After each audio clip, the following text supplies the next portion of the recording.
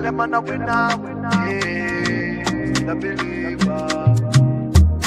Give thanks, so when me I bleed. Set speed, I carry on now. Big man in town, them shoulda know say me I keep it crown, yeah. Plant seeds, work feed. Well, enough of them want ready born. When the food gone so long, them run. And them can't be found. Still man fight the fight, me not give in. Day and night, me keep on building. Way of life, me breathe out, breathing.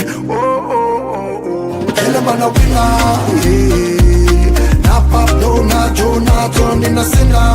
Oh, man still a believer. Even if me get knocked down, me keep the bounce. Now see me front, you got me from a little and I grow.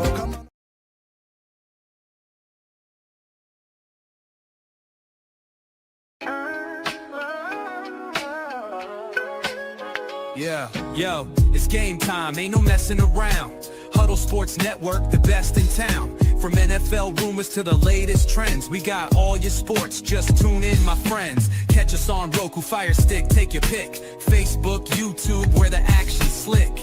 Daily shows that drop like a bomb. From 10 to 11, it's Ken and Ken, stay calm. Huddle up, catch the vibe, feel the rush. Get your news, get your fills in the clutch. Over 27 podcasts, we breaking it down.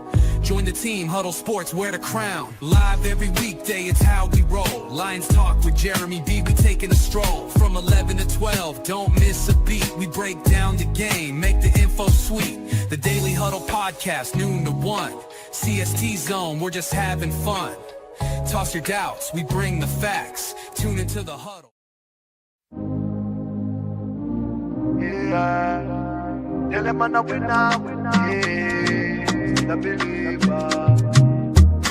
Give thanks, so when me I bleed. Set speed, I carry on now. Big man in town, them shoulda know say me I keep it crown, yeah.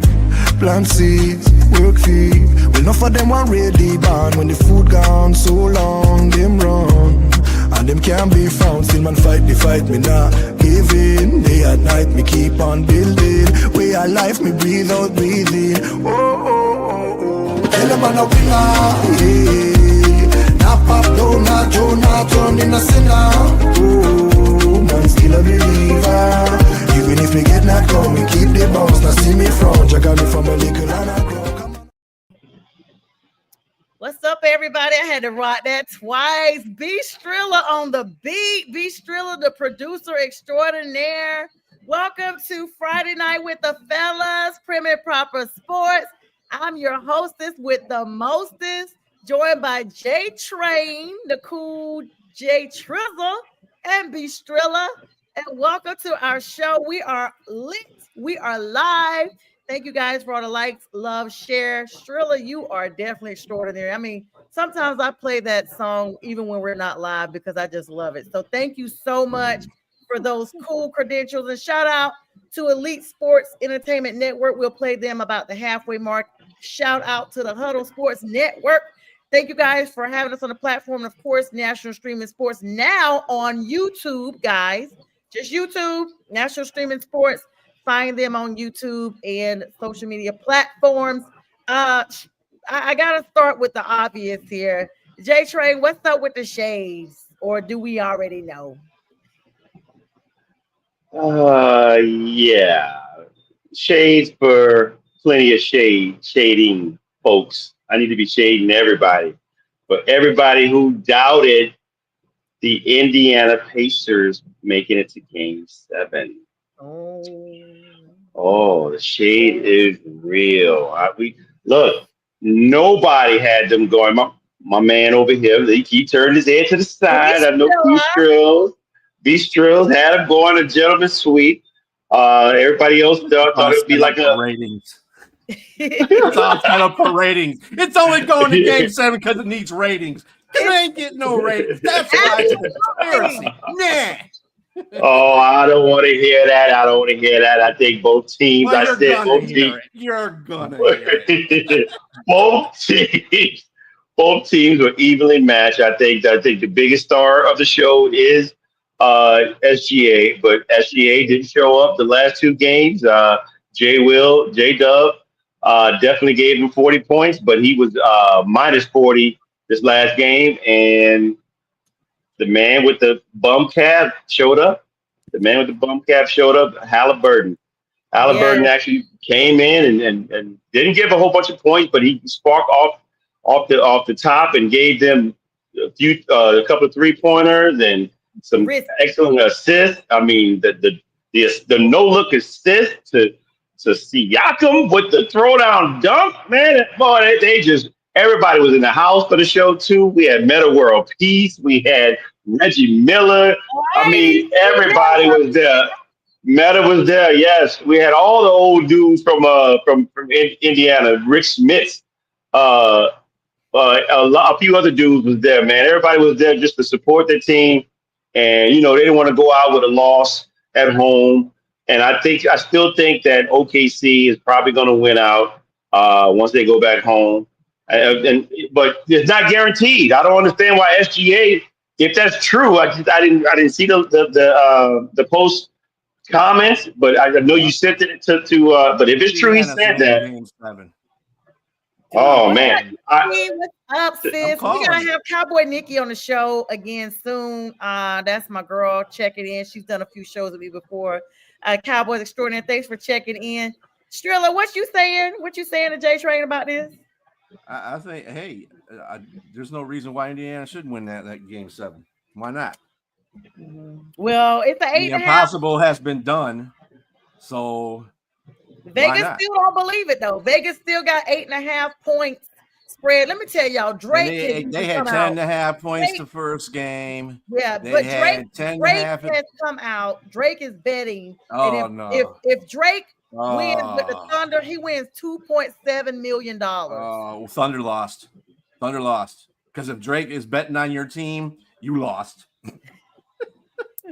Drake blows at gambling. Let me tell you. I hope so. I mean, I don't want him to lose that much money, but I don't know if he's losing that. But I know how much he was winning. I saw that. J Train called it literally, y'all. For a while back, he's been saying 7 games. He's been saying 7, and literally, there's clips out there. And I've been saying I wanted the Pacers to win. I mean, Strilla, do you think that? I mean, I know you said why not. Do you legit think, that the Pacers will win now? Mm-hmm. Why not? Yeah. I think they're going to win. Still pulling for them, right? As soon as they won games, they won game 6. They definitely win game 7. There's no way. It's possible. Hollywood wants to make it look good. So let them win that game. Let them win that game. Oh, I mean, their run through the playoffs solidifies it's come to this point. It's definitely come to this moment when you see there at game 7. You can see they're a 4 seed. They weren't supposed to be here. They're not supposed to be here, but they're here at the last game of the season, the last possible game that could possibly happen. They're here. So I mean, again, I still think that OKC at home is dominant, and but there's a puncher's chance for Indiana, and I want to see Indiana win, but I also want to see OKC win. I'll be honest with you, because neither team has had a championship ever, so I wouldn't be mad at either one. But I just thought that both teams were evenly matched, and a lot of people didn't think so. A lot of people thought that OKC was just the better team, and in some ways they are, but some ways they aren't. And again, they're tied 3-3 right now. So whether they're supposed to be better than Indiana Pacers, they just didn't show it, because right now they're. You know what? Let me tell you something about the better team. And this is true for every sport. Doesn't make a difference if you have a better team. Doesn't make a difference if you have superstars on the team. If your team doesn't have that hunger, you ain't winning that. Take, in fact, the Pistons versus the Lakers back in 2004. Lakers had a superstar-studded lineup. What did the Pistons have? Not really nobody you knew, and they whooped their behind. So it's in every sport. You're right, so they swept them. The Giants beat the Patriots in the Super Bowl after they were undefeated. So I mean, it can happen anytime. It's just whoever's hungrier for it. And I really think right now Indiana is the one. They've beaten the odds out of every team they played in the Eastern Conference. They've come into the Western Conference, and like you said, they're hungry, so they're going to keep playing. That's why I don't think they're gonna win the game 7. I don't think OKC is just OKC. I think has got in their mind we should have won this 2-3 games ago, and that's just messing them up. And then they got thumped the last game. So with a hurt Halliburton. So that didn't it played only one half, right? He played only one half. Yeah, and they still blew him out. So I just don't see OKC winning it in the game 7. I think they lost their pizzazz. Better like next year. You don't think that I'm sorry, go ahead. We got to take a small pause because there's 2 streams that are not connected right now. So give me one pause. Let me remove some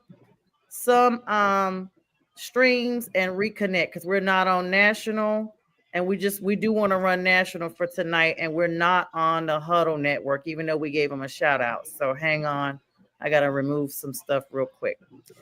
Hang on one second.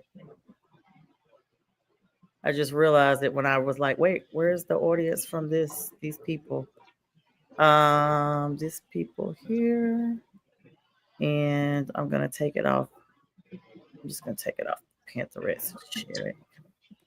All right. Give me 1 second. We'll be set up in 1 second. They probably like, where are y'all? All right. Hold on. Save. What a Rob. All right. We ready to go. Hold on 1 second, guys. I'm going to greet everybody in 5, 4, 3, 2, 1. And also good evening to our Huddle Sports Network and Elite Sports and Entertainment Network. Sorry, guys, a little technical difficulties there, but we've been live for 10 minutes and we're talking NBA playoffs. Okay, commence, gentlemen. What's That's up, Jens? Yeah, I mean, yeah, for those of you that missed it, I got my shades on for a reason, if you're wondering. I'm just trying to throw a little shade because I picked the Indiana Pacers to go to game 7. I didn't pick them to win. I picked OKC to win, but I figured they would go. They didn't get no love. They were getting no love on this platform. They were getting no love on a couple other platforms, and they were just counted out like they got punched in the mouth early, and they're going to win maybe one game. But here they are, tied 3-3, going back to OKC, trying to win them in their first championship. Anybody got anything? Got shade? Got more shade? That's going in the comments. Bring it on, and I'll give it back to you. Oh wow! So I don't see the black tumbler tonight, Strilla. Oh, it's here. Train with no, that's a different one. There's one. There's one that you have that every for the last couple of shows, and Strilla, you know it. He'll like be to the side like this. And I'm like, what is in that coffee mug? I got it tonight for sure. He got that juice from NOLA, that fruit punch you guys have down there. Oh man, I'd be out if I had that juice from there. I'd be passed out. Yes, game 7. Yeah, you would be. Because I've had some. Game 7, of course, kicking off, guys, a couple of days for them to rest and relax. Of course, it's going back to OKC.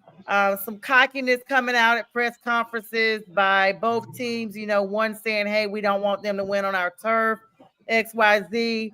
But then you got Indiana, traveling, and you got OKC saying, hey, we want to give our fans this. Both teams looking for their first championship. It's going to be a great matchup. I think we won't see another blowout by 20 or 30 points. That's for sure. We're going to see a tooth and nail on this one. And Halliburton, of course, playing through that injury is going to be key. But those guys all around him, even Obi Toppin stepped up 20 points from the bench. I mean, way to pull up, Obi. We hadn't seen too much of his stunting as of late. Yes, Strilla? No, I'm just looking at something. Okay. We're not here, but okay. Yeah, so definitely, as they say, big things popping. And we'll all be staying tuned. Super excited about the playoffs that are coming up here. Well, actually, the final. And the draft is a couple of days after that, guys. June 25th and 26th, the following Wednesday and Thursday, literally 2 days after the champion is crowned. They will be going on and going into the draft. Of course, Cooper Flagg still projected number 1 to the Mavs. But there are some last-minute trades behind the scene. Let me ask you guys, do you think Kevin Durant gets traded before the draft? Yes. And where to? Well, he has destinations. I'm thinking he might go to New York. I think New York is one, and I mean, I don't know. I'm not. I mean, if he goes there, fine. I'm just not sold that he's going to be a difference maker anywhere. We've seen this show before. I've seen it. I've seen this movie, and I don't like. I like reruns, but reruns of movies that I like. I didn't like none of the movies that he presented. So I'm just not, especially at this juncture of his career. What is he gonna bring? I mean, he can shoot. He can shoot your lights out. He has. What's up, Bo? He's definitely he's a mismatch. Let's put it that way. But he can't give defense anymore. Like LeBron James has waned on his defense. When these guys get older, that's the thing. They're not the people that they were when they were in their prime. You know, so I mean, is this big news? Yes, it's big news. They try to make it big news, but I'm not. I'm not sold on. I'm not going to be. I'm not excited. The buzzer is not or meter's not moving too much for me. What do you think, Strilla? He ain't going nowhere. You guys don't. You don't think he's going anywhere? He's a has-been now. Had this have been about 5 years ago, I would say something, but no, he ain't doing nothing now. Nobody wants him. Teams have said they don't want him. I saw that the Rockets said he's basically off of their list. I mean, he was really good. If I'm the Rockets, I wouldn't want him either because Ime Udoka has a team. I'm not saying that he's a diva of any sort, but he sort of is. He's sort of a diva. He kind of is. I mean, a little bit. I mean, I like him as a player. I like him as a player, but he cries a little lot. He whines in the media and different things like that. But he can play. But it's not enough to say that you're going to present to my team and to come in and be the alpha because he's never presented that. He's never been the alpha. He's never been the alpha. He's always let somebody else lead. He's never been the one to just take over and be the dog and take over the game. I mean, he came close with when he was with Brooklyn with the foot on the line. Yeah, yep. That's when he was really outstanding. But he was best. He was his best. He should have never left OKC. I think that was his biggest thing. He went and got his championship rings when he was with the team that beat him when they were down 3-1. Go in Golden State. He got his championship rings, but those are easy. He's going to always have that asterisk by his name because he could never do it in a situation where he was homegrown. Their team was homegrown. He had a homegrown team. Him, Westbrook, Harden, and not Siakam, but what's the guy's name? The big dude. Forgot the guy. Man, they had a squad at OKC, man, and just they let it go by the wayside. They wasted their opportunities. Of course, Kevin Durant. First of all, we did mention the Rockets real quick. Congratulations to Uma Udoka, who's gotten a contract extension by the Rockets. I mean, no surprise there. Let's look at Kevin Durant right now. Let's just zero in on that for a moment. He's been in the league as long as the Supersonics were still in existence. 2007, second round draft overall. It didn't feel like it's been that long. In 2008, when the Supersonics relocated and became the OKC Thunder, like you said, they took him with them. That was a franchise move and not a trade, of him himself. It was a team. And then in 2016, he went to the Warriors. So now he's on his second team as a free agent. So he had hung out with Supersonics and OKC for 9 years, very substantial amount of time that he spent there. And then 3 years later, only stayed with the Warriors for 3 years. In 2019, he went to the Nets as a free agent in a sign and trade deal. And then February 9th of 2023, so just another 3 or 4 years from that date, he was traded to the Suns in a blockbuster deal. We knew about that deal that involved Mikal Bridges, Cameron Johnson, for and got 4 unprotected first round picks and a pick swap going to the Nets. Like, it was a really big trade that they really traded for him.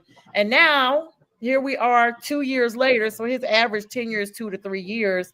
They're basically talking about him being traded before June 25th, before the trade, the draft happens.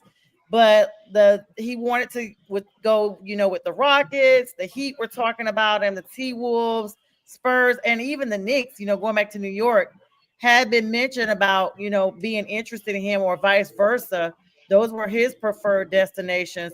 But the Suns, believe it or not, even though you guys are saying he's washed up or whatever, not necessarily, fully washed, but he's at least on the rent cycle.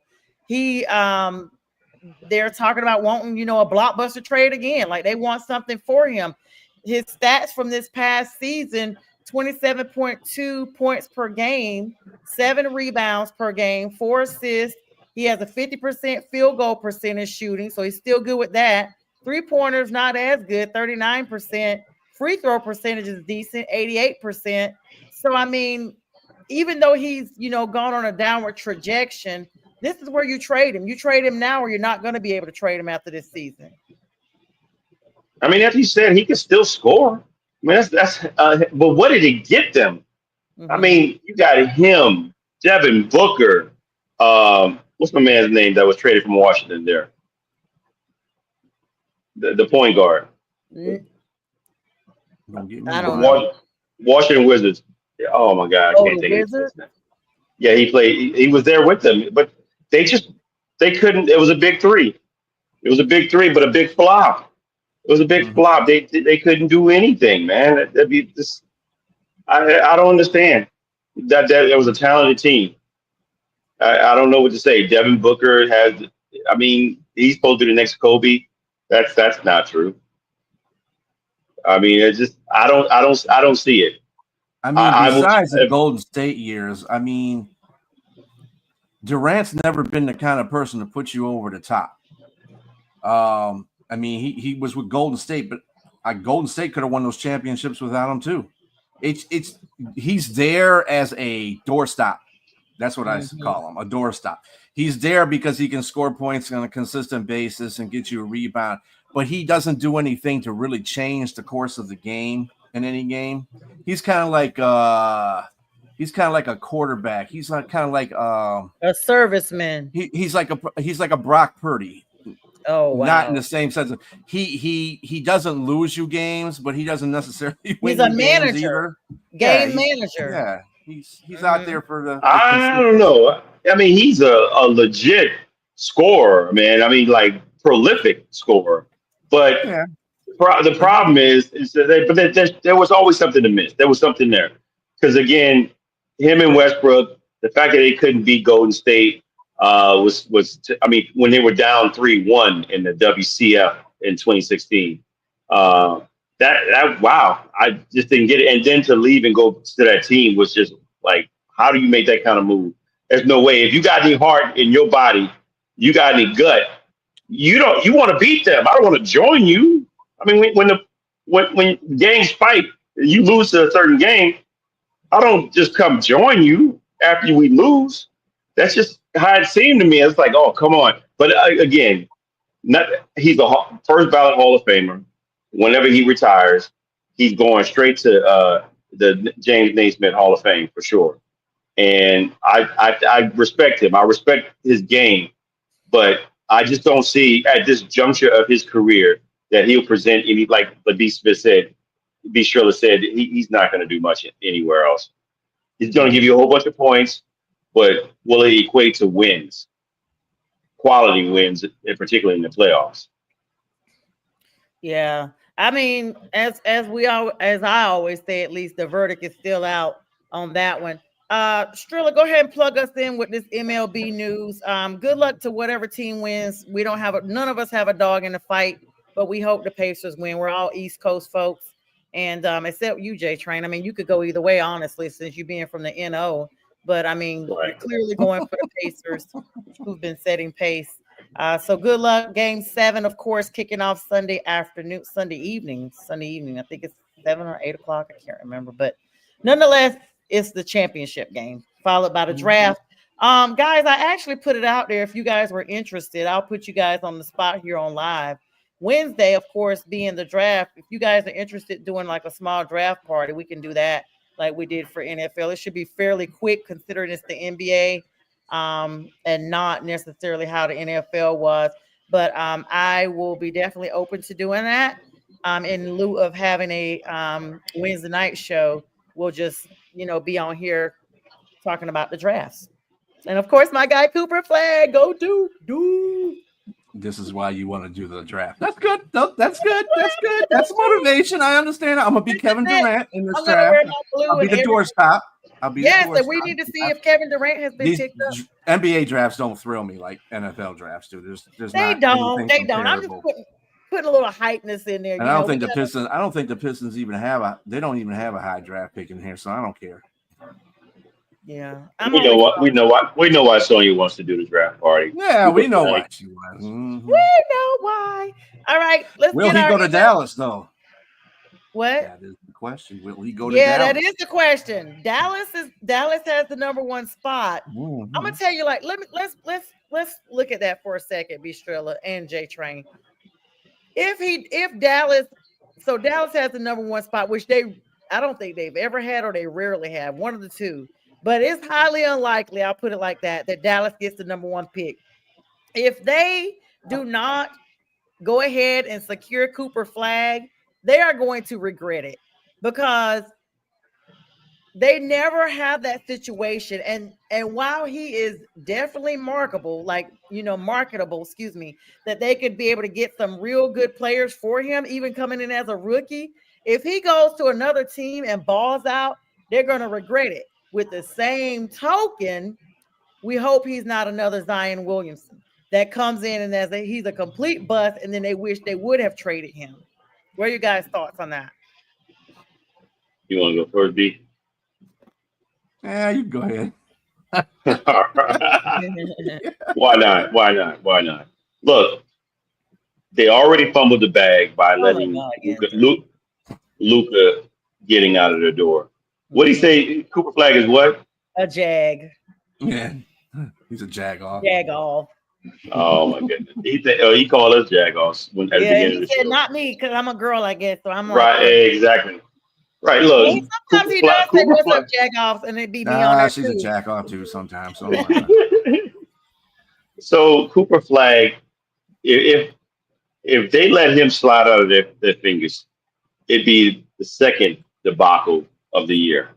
But you already traded away Luka Doncic for pennies, for peanuts, and now you let this guy go. No, that's not happening. That's absolutely not happening. The fan base is already clamoring for something else, and I don't know how the stars lined up, but now they got the number one pick, and so yeah, we can all there's a possibility of what's going on behind the scenes, but neither here nor there. They have the number one draft pick, and they're going to take Cooper Flag. And Cooper Flag is marketable, and he's talented. I think if you surround him with talent, or just at least half, because you look at the players that was around him at Duke, they were okay. They weren't great. They're okay. But this dude could do everything. And he's only, 18, 19? He's 18. He's going to be 19 in December. He got the whole year to be 18. So, and I'll be honest with you, a lot of people probably will shun this and say this. I'm not going to say he's the same player, but he reminds me of LeBron James. I knew it because LeBron came in as the McDonald's Player of the Year from high school. He reminds me of LeBron James. He could pass. He could play defense. He could score. He's big, and he's a mismatch in certain ways. And so he gets there, and he handles the ball like he does. Man, the sky's the limit. And I just think, and he works hard. If he works hard, continues to work hard, he's not as fast as LeBron. And LeBron still had a lot to learn when he first came in the league. I mean, I remember him scoring his first 25 points in his first game. I was like, wow, this dude is for real. I want to see the same thing with Cooper Flag and see what he does in his first game. If I see him and he's able to handle himself, to be honest with you, I think he can, because defenses don't play like they used to. I just think that he'll have an opportunity to be successful and soar as long as he the sky's the limit for him. As long as he puts the work in, and as long as they put players around him, he especially. I mean, and let's just put it out there. My man's he's Caucasian.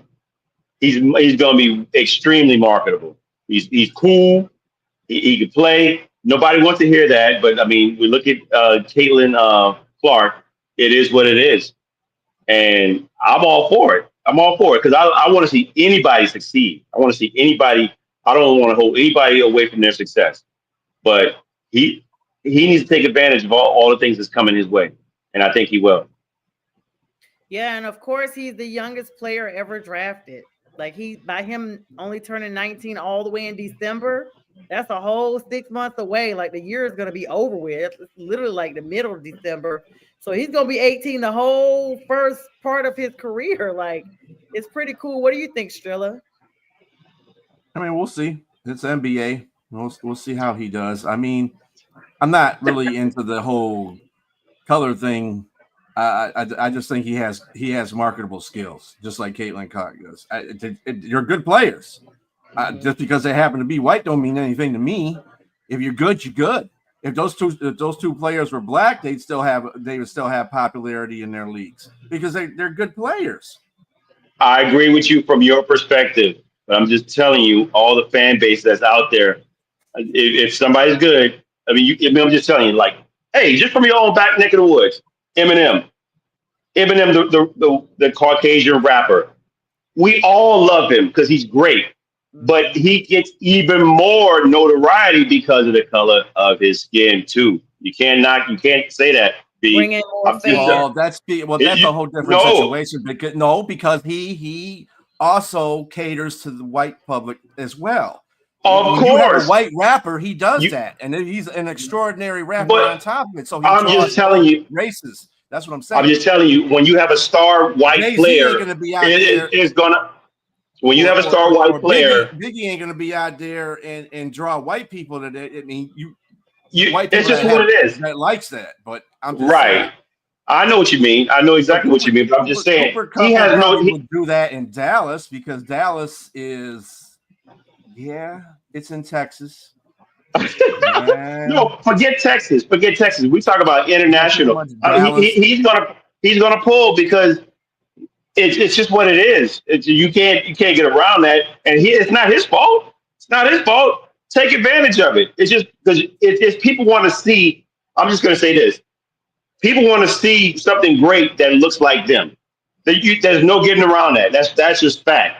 I mean, because you want it. I mean, when I grew up, I saw Denzel Washington. To me, he was one of the greatest actors. And but there's people that love him everywhere. But when I was a kid, I looked up to him because I saw, this dude's cool. He's awesome, man. He makes great movies. He's got swag. I wanted that swag, just like that. I'm not a different I'm a different person in that regard. Sure.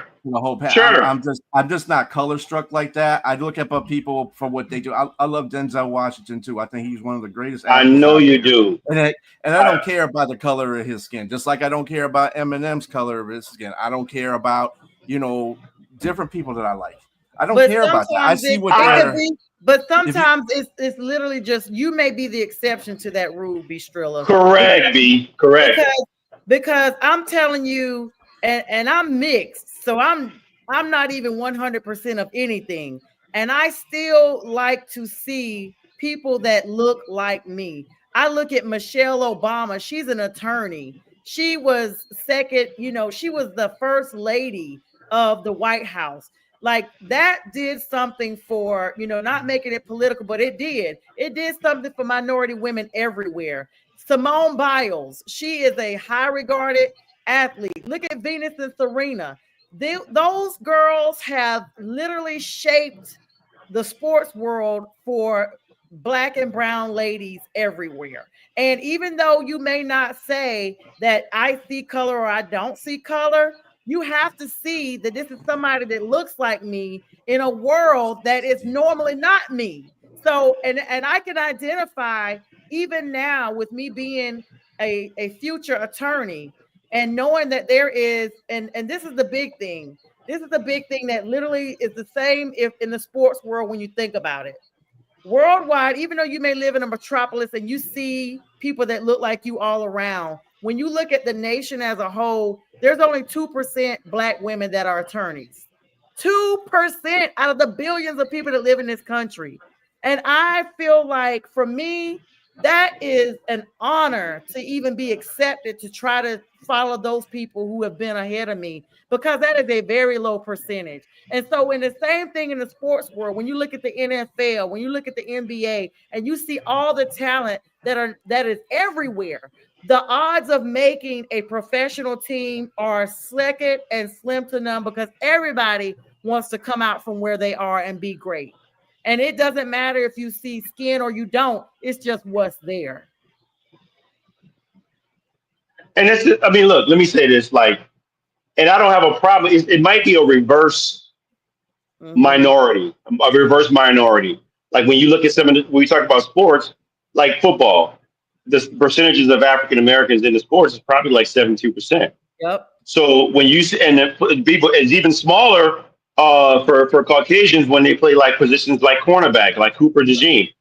You don't see many out Caucasian, but when you see one and he's doing his thing, for me, I'm rooting for him because I want to see him succeed. But I guarantee somebody that looks like him, if they may not say it out loud, but somebody that wants to play that position is going to root for him because they want to see themselves. They see themselves in that same person living vicariously. It's nothing wrong with that. There's nothing wrong with that at all. It's just what you see in the mirror. I get where you coming from, B. I get where you coming from, real. Not being color truck at all. But sometimes you can't help it when the majority out there puts it in your face, and the majority out there sees somebody that looks like them that they idolize. I don't think there's a problem with idolizing either one, like, you know, or whatever. But to see a person that looks like you, there's nothing wrong with that. You're excited. B has a stronger mentality and love for people. And for him to do that, he is like one in, you know, like he is the example that everybody I wish was like, because I don't see race when I choose my friends. I don't see it that way.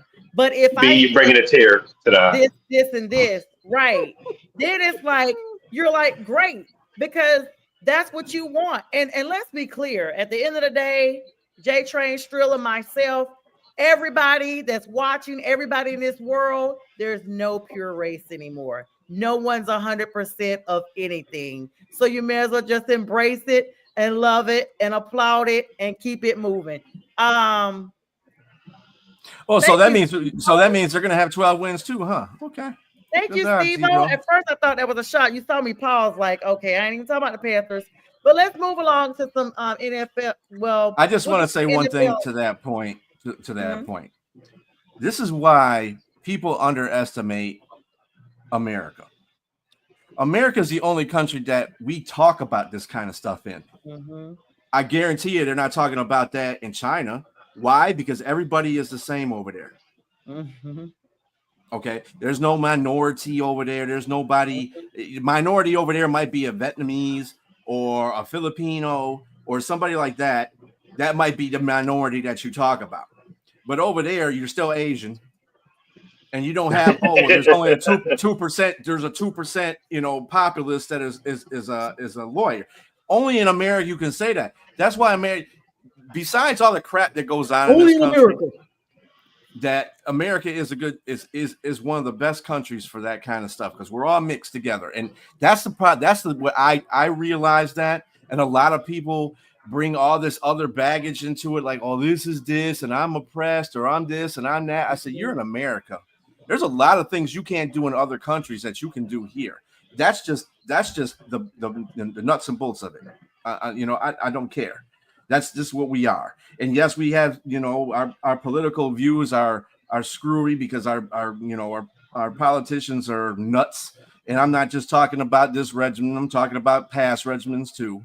But I'm just saying, we have a right as this country to be like that. We're all here together, regardless of what history has done to us to bring us to this point. We are here together, and we're one of the only countries that have that distinct personality. Absolutely. So, and with here. I definitely agree, B. Let me plug in this little 15-second clip here. Definitely loving the dialogue. This is what we're here for. Sometimes you have to mix sports with everything because it's just the way the world is. Really 10, Steve-O? Okay. Okay, thank you, Steve-O. I appreciate that. All right, we'll be back in like 15 seconds, guys.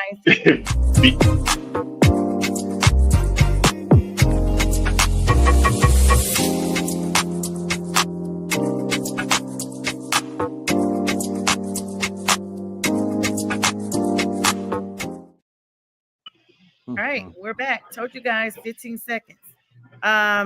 All right, so definitely great dialogue there. Thanks everybody for the comments and everything that's going on with that. Just a small reminder, join J Train, myself, and Jack Hirsch tomorrow morning for the debate show. Also at 7 a.m. will be the Dr. Paul show. He will be starting to air at 7 a.m. I will not be on that. Thank you, Dr. Paul, for letting me know that you're going to be running that on our network too. So we got sports here too. And as I mentioned, as we came on, no longer on the Roku channel, but we will be still streaming on YouTube and all the social media platforms. So make sure that you guys actually stay in the know when we're live 24/7 sports. That we're going to still continue to do. All right, B, take us away with some Tiger news. What are you doing, Steve-O? What is going through your mind right now, buddy? Okay, Steve-O was on this morning talking about Shador. We'll talk about that in a moment. I would just like to get to this Pirates and Tigers claw down. So what's it? I mean, the whole game, the whole thing yesterday was just all messed up. The weather screwed up a whole bunch of stuff. They played a doubleheader. Skubal started the first game. Skeen started the second game. You know, fans were like, "Oh, can it be Skubal and Skeen?" Well, that's what the pitching fell on. So that's just the way it is. Anyway, besides that, and the Tigers won the first one, and Pittsburgh won the second one, which I thought was going to happen. But the fans, who probably were still there through 18 innings of baseball, were probably a little drunk. Oh, yeah. Doubleheader. A little drunk.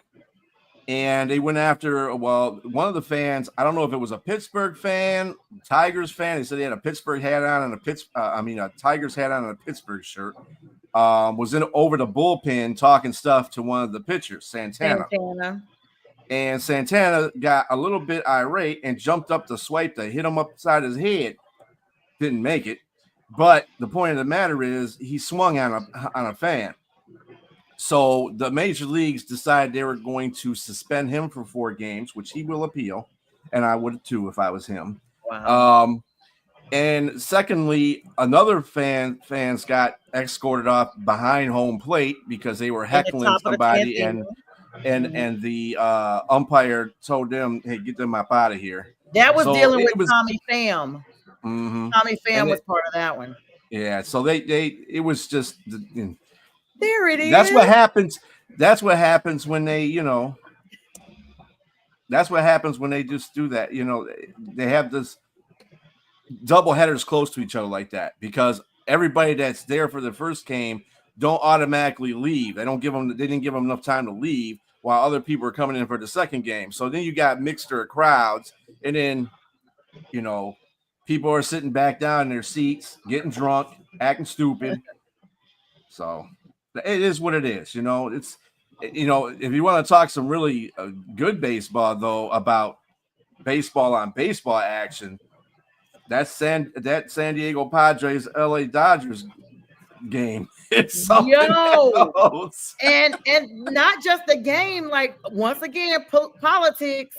I mean, ICE was outside their stadium and was barring access to some of the Dodgers organization that was showing up trying to work for the day before the game.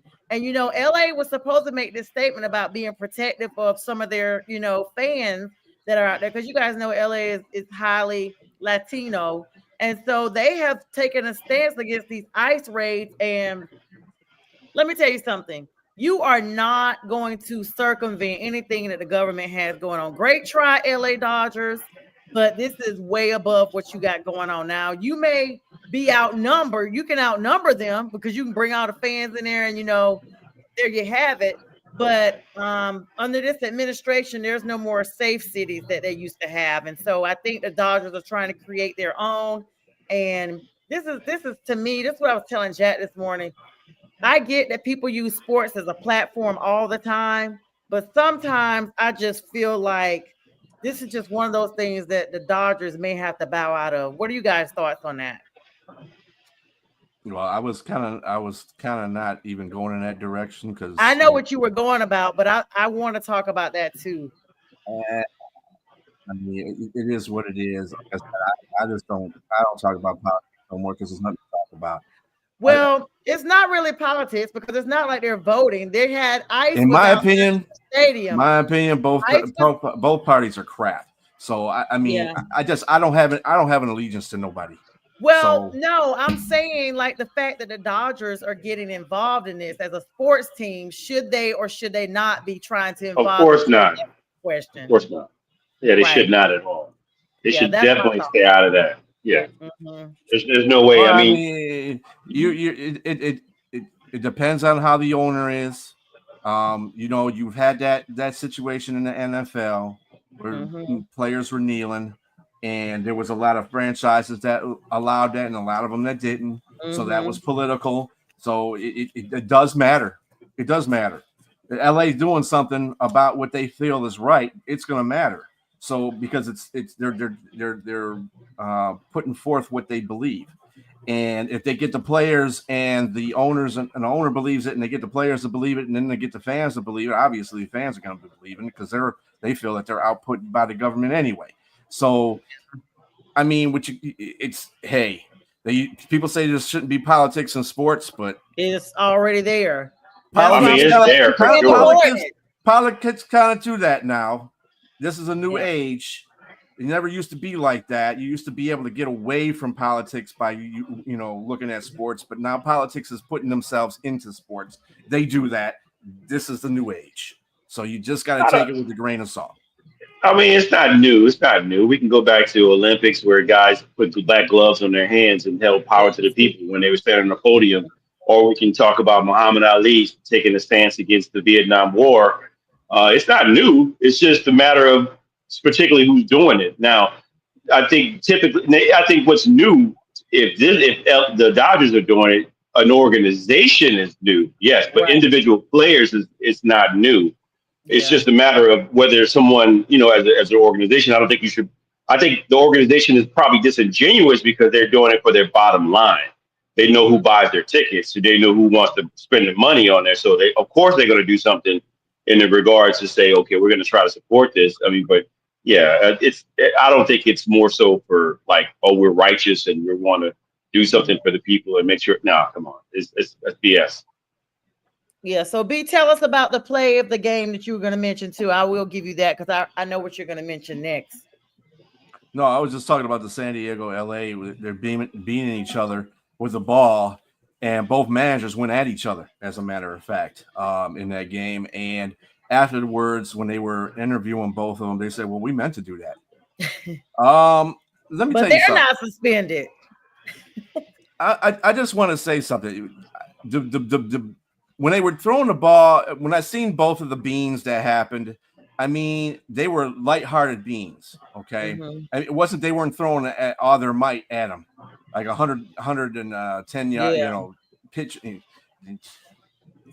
So we were talking about this while I was listening to early in the morning, the Tip report, Michael Tipton.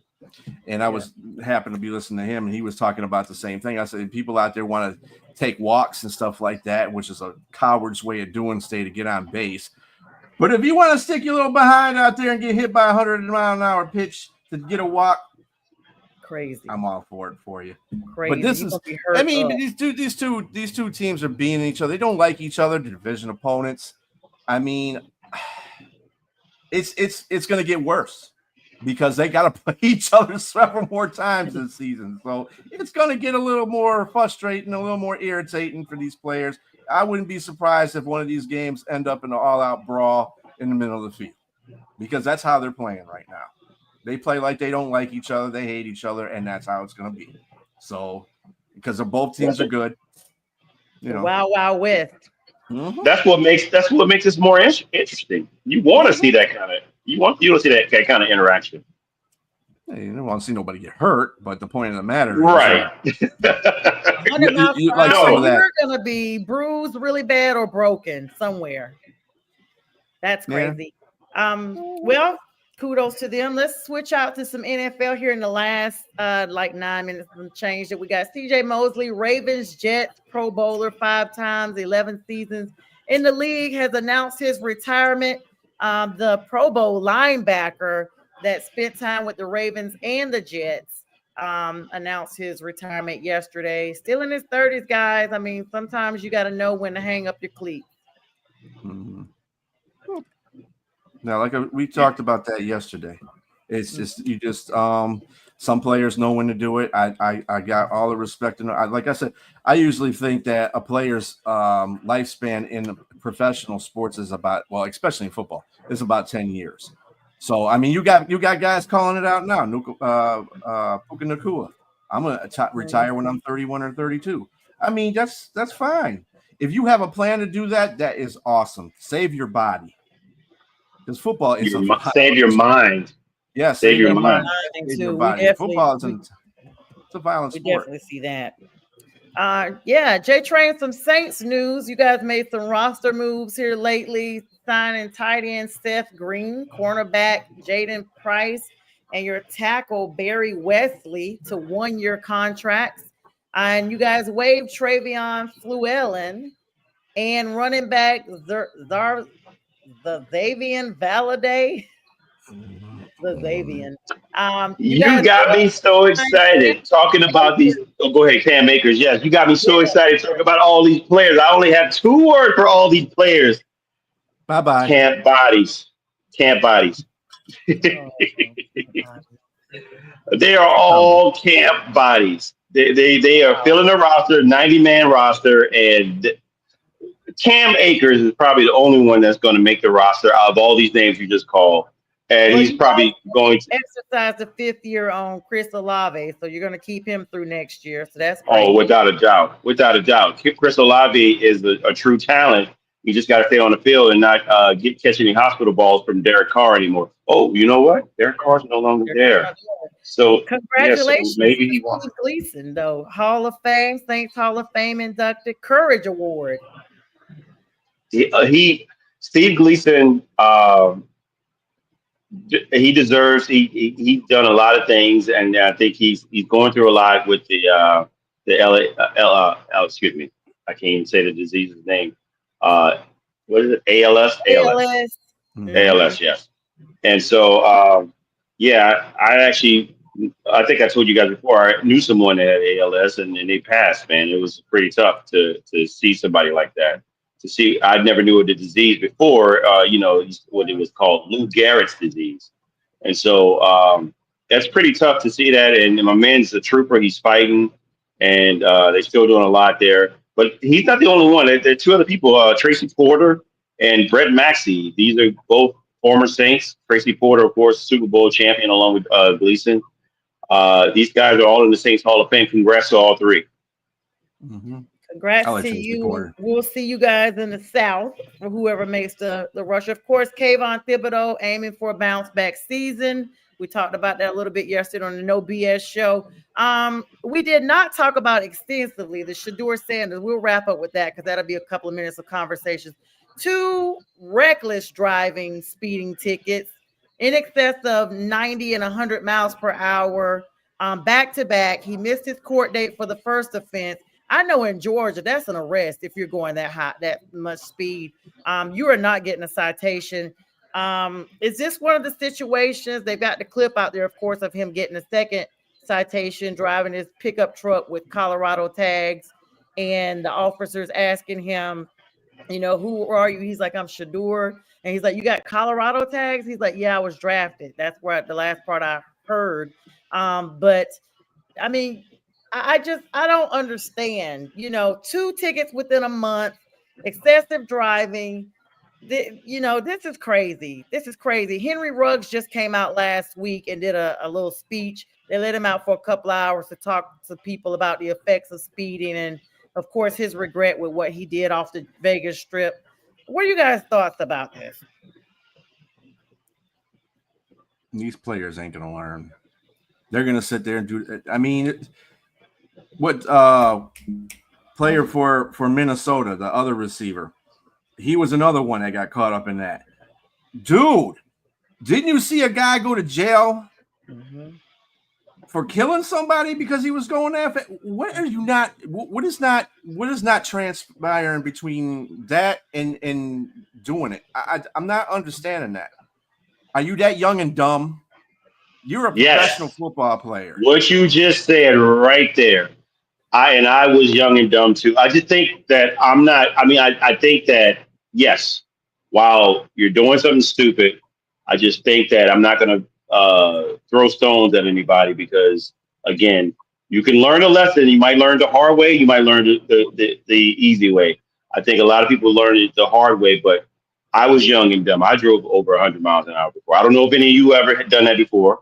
I can't say it, that you did or not, but I have. So, I mean, I was lucky. I was lucky, so I'm not going to just judge the man for doing this. I mean, again, you're talking about somebody. How old? How old is he again? I don't know how old Shedeur is. He's 20.